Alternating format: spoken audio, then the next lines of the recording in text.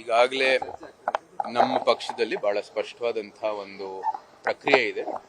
ಇದು ನಮ್ಮ ಸೂಕ್ತವಾದಂತಹ ಸಮಿತಿಯಲ್ಲಿ ಕೇಂದ್ರದ ವರಿಷ್ಠರು ಇರ್ಬೋದು, ರಾಜ್ಯದ ವರಿಷ್ಠರು ಇರ್ಬೋದು, ಕೂತ್ಕೊಂಡು ಯಾರು ಅರ್ಹರು, ಯಾರಿಗೆ ಒಂದು ಒಳ್ಳೆ ಜನರಲ್ಲಿ ಒಂದು ಅಭಿಪ್ರಾಯ ಇದೆ, ಅವ್ರ ಆಯ್ಕೆ ಮಾಡಿಕೊಂಡು ಅವ್ರಿಗೆ ಟಿಕೆಟ್ ಕೊಡುವಂಥದ್ದು ಒಂದು ಪ್ರಕ್ರಿಯೆ ಇದೆ.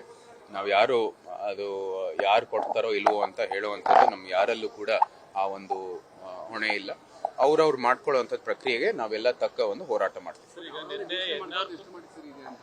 ಎಲ್ಲರಿಗೂ ವಾಕ್ ಸ್ವಾತಂತ್ರ್ಯ ಇದೆ, ಎಲ್ಲರಿಗೂ ತಮ್ಮ ಅಭಿಪ್ರಾಯ ಸಲ್ಲಿಸೋದಕ್ಕೆ ಸಂಪೂರ್ಣವಾದಂತಹ ಸ್ವಾತಂತ್ರ್ಯ ಇದೆ. ಅವ್ರು ಮಾಡ್ಕೋತಾ ಇದ್ದಾರೆ ಅಷ್ಟೇ. ಅಲ್ಲ, ಈ ತರ ಮಾಡಿದ್ರೆ ಪಕ್ಷಕ್ಕೆ ಡ್ಯಾಮೇಜ್ ಆಗಲ್ವಾ? ಜೊತೆಗೆ ಕ್ಷೇತ್ರದ ಜನರಿಗೂ ಕೂಡ ಸಮಸ್ಯೆ ಆಗಲ್ಲ. ಇವತ್ತು ಚಾಮರಾಜ ಕ್ಷೇತ್ರ ಇರ್ಬೋದು, ಕೃಷ್ಣಾಜ ಇರ್ಬೋದು, ಮೈಸೂರಿನ ಸಮಸ್ಯೆ ಇನ್ನೊಂದು 11 ತಾಲೂಕುಗಳಿದಾವೆ. ಎಲ್ಲದರಲ್ಲೂ ಸಹ ಒಂದು ಒಳ್ಳೆ ಹೋರಾಟ ನಡೀತಾ ಇದೆ. ನಮಗೆ ಸಂಪೂರ್ಣವಾದಂತಹ ವಿಶ್ವಾಸ ಇದೆ, ನಮಗೆ ಒಳ್ಳೆ ಫಲಿತಾಂಶ ಸಿಕ್ಕತ್ತೆ. ಚುನಾವಣೆ ಬಂದ ಸಮಯದಲ್ಲಿ ನಾಳೆ ಬಂದ್ರೂ ಕೂಡ ನಮಗೆ ಒಳ್ಳೆ ಹೋರಾಟ ಮಾಡುವಂತದ್ದು ಒಳ್ಳೆ ವ್ಯವಸ್ಥೆ ಇದೆ.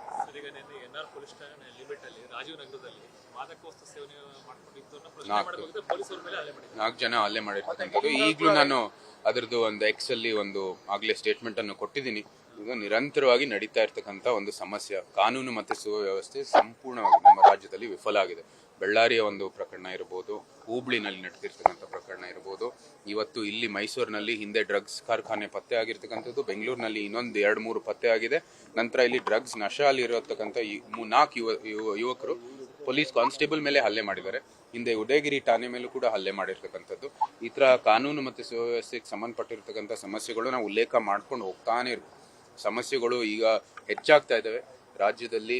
ಕಾನೂನು ಮತ್ತು ಸುವ್ಯವಸ್ಥೆ ಇವತ್ತು ಕಾಂಗ್ರೆಸ್ಸಿನ ಒಂದು ಏನು ಕಾಂಗ್ರೆಸ್ ಅಥವಾ ಕಾಂಗ್ರೆಸ್ಸಿನ ಏಜೆಂಟ್ಗಳ ತರ ವರ್ತನೆ ಮಾಡ್ತಾ ಇದ್ದಾರೆ ಅಂತ ನಮ್ಮ ಬಹಳ ಸ್ಪಷ್ಟವಾದಂತ ಆರೋಪ. ಅದು ತಕ್ಷಣ ಆ ಒಂದು ಪ್ರಕರಣ ನಾವು ಕೂಡ ಪರಿಶೀಲನೆ ಮಾಡಿ ತಕ್ಷಣನೇ ಅವರು ಕ್ರಮ ತಗೊಂಡಿದ್ದಾರೆ. ಅದು ಇಲ್ಲಿ ಉಲ್ಲೇಖ ಮಾಡುವಂತದ್ದು ಏನಿಲ್ಲ. ಆದ್ರೆ ಇಂಥ ಒಂದು ಮಾಡೋದಿಕ್ಕೆ ಏನಕ್ಕೆ ಅವಕಾಶ ಕೊಡ್ತಾ ಇದ್ದಾರೆ ಅಂತ, ಯಾಕಂದ್ರೆ ಕಾನೂನು ಮತ್ತು ಸುವ್ಯವಸ್ಥೆ ಬಗ್ಗೆ ಇವತ್ತು ಒಂದು ಏನು ಯಾವುದೇ ರೀತಿಯ ಒಂದು ಭಯ ಇಲ್ಲ. ಇಲ್ಲಿ ಏನೇ ಮಾಡಿದ್ರು ನಮ್ಗೆ ಏನು ಒಂದು ಕೇಸ್ ದಾಖಲೆ ಆಗಲ್ಲ, ಏನೂ ಆಗಲ್ಲ ಅಂತ ಒಂದು ವಿಶ್ವಾಸ ಬಂದಿದೆ ಜನರಿಗೆ. ಇದು ನಾವು ಪದೇ ಪದೇ ಅಧಿವೇಶನದಲ್ಲೂ ಹೇಳಿದೀವಿ, ಮತ್ತೆ ಇಲ್ಲಿನೂ ಕೂಡ ನಿಮ್ಮ ಮಾಧ್ಯಮದ ಮೂಲಕ ನಾವು ಇದು ಹೋರಾಟವನ್ನು ಮಾಡ್ತಾ ಇದೀವಿ. ನಂತರ ಬೀದಿಗಳಲ್ಲೂ ಹೋರಾಟ ಮಾಡಿದ್ವಿ. ಡ್ರಗ್ಸ್ ವಿಚಾರ ಮತ್ತೆ ನಂತರ ಈ ಲಾ ಅಂಡ್ ಆರ್ಡರ್ ಸಿಚುವೇಶನ್ ಹೋರಾಟ ಮಾಡೇ ಮಾಡ್ತೀವಿ. ನಾವು ಭವಿಷ್ಯದಲ್ಲೂ ಕೂಡ ಹಿಂದೆನೂ ಕೂಡ ಮಾಡಿದೀವಿ. ಆದ್ರೂ ಸಹ ಇಲ್ಲಿ ನೀವು ಗೃಹ ಮಂತ್ರಿಯ ಒಂದು ಸ್ಟೇಟ್ಮೆಂಟ್ಗಳು ನೀವೆಲ್ಲರೂ ಗಮನಿಸಿದ್ದೀರಾ. ಮತ್ತೆ ಮುಖ್ಯಮಂತ್ರಿನೂ ಕೂಡ ಇದ್ರ ಬಗ್ಗೆ ಯಾವುದೇ ಒಂದು ಘೋಷಣೆಗಳು ಅಥವಾ ಸಲಹೆಯನ್ನು ಅಥವಾ ಏನೋ ಒಂದು ನಿರ್ದೇಶನವನ್ನು ಕೊಟ್ಟೇ ಇಲ್ಲ.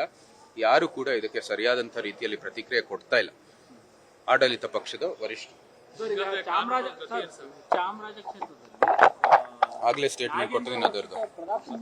ಹೇಳಿ ಬಳ್ಳಾರಿ ಬಳಿಕ ಹುಬ್ಬಳ್ಳಿನಲ್ಲಿ ಇದಕ್ಕೂ ಕೂಡ ನಿನ್ನೆನೆ ನಾವು ಬಹಳ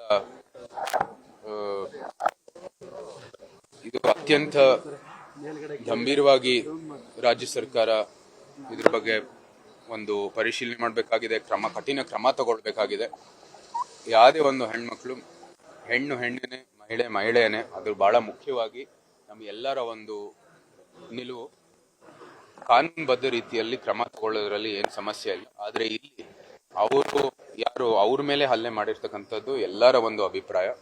ನಂತರ ಹಲ್ಲೆ ಮಾಡಿರೋರ ಮೇಲೇನೆ ಅವ್ರ FIR ಅನ್ನು ರಿಜಿಸ್ಟರ್ ಮಾಡಿದ್ದಾರೆ. ನಂತರನೂ ಕೂಡ ಅವರ ಪೊಲೀಸ್ ಠಾಣೆಗೆ ತಗೊಂಡು ಹೋಗುವಾಗ ಈ ವ್ಯವಸ್ಥೆಗೊಳಿಸುವಂಥದ್ದು ಎಲ್ಲರಿಗೂ ಬಂದಿದೆ ಈ ಸುದ್ದಿ. ಅತ್ಯಂತ ಖಂಡನೀಯ ಒಂದು ಘಟನೆ.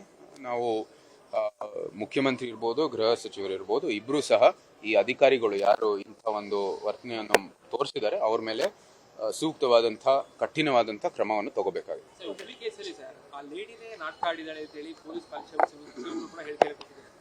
ತನಿಖೆ ಮಾಡಲಿ, ಸೂಕ್ತ ಬೇರೆ ಅವ್ರಿಗೆ ಔಟ್ಸೈಡ್ ಒಂದು ಏಜೆನ್ಸಿಗೆ ಕೊಡ್ಲಿ ತನಿಖೆ ಮಾಡೋದಕ್ಕೆ. ನಾವು ನೋಡೋಣ, ಸತ್ಯವನ್ನು ಆಚೆ ಬರಲಿ.